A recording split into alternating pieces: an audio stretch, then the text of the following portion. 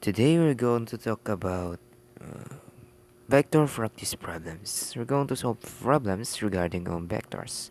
So here, vector v has an initial point 1 comma negative 2 and terminal point 5 comma negative 1. Find the component form of vector v and determine the magnitude of v.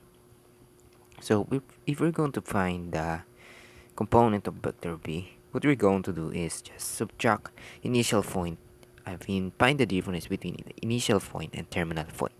So here it is. So that's going to be 5 minus 1 and 1 minus negative 2. And that's going to be 4 comma 3. So that is the component of vector b. It's 4 and 3.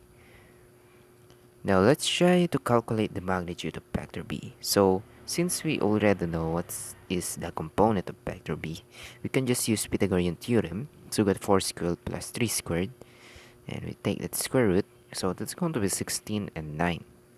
So if we're going to take its sum and take the square root of that, it's going to be 5. So that's the magnitude of vector b.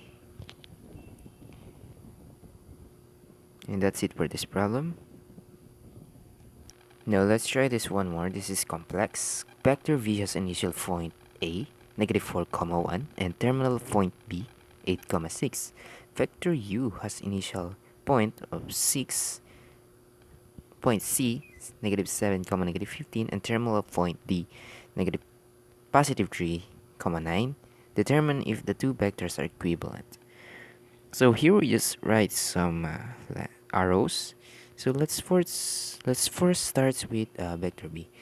So to determine if the two vectors are equivalent, what we're going to do is compare its magnitude together. If the magnitude are equal, then therefore they are equal. But if the magnitude are not equal, then therefore they are not equivalent.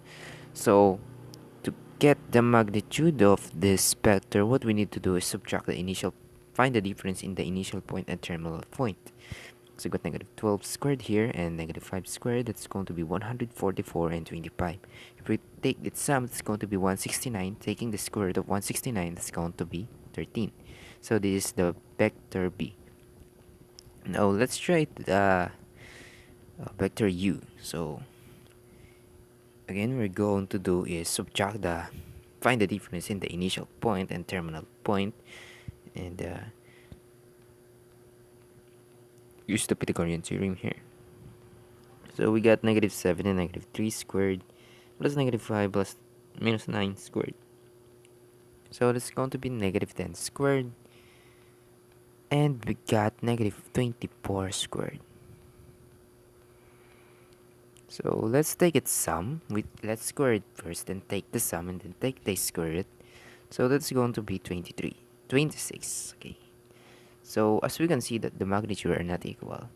So therefore they are not equivalent. These two vectors, they are not equivalent.